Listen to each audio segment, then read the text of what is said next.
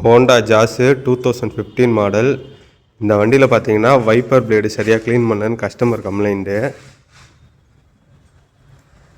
இங்கே பாருங்கள் வைப்பர் பிளேடோட நிலைமையை,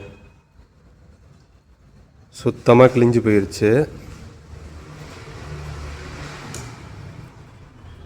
இந்த வைப்பர் பிளேடோட நிலைமையை பாருங்கள்.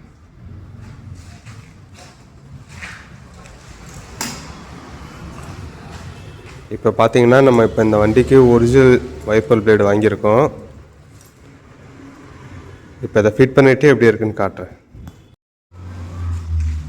புது வைப்பர் பிளேடு மாற்றிருக்கோம். பழைய வைப்பர் பிளேடோட நிலைமையை பாருங்கள், இப்படி கிழிஞ்சு போயிடுச்சுன்னு.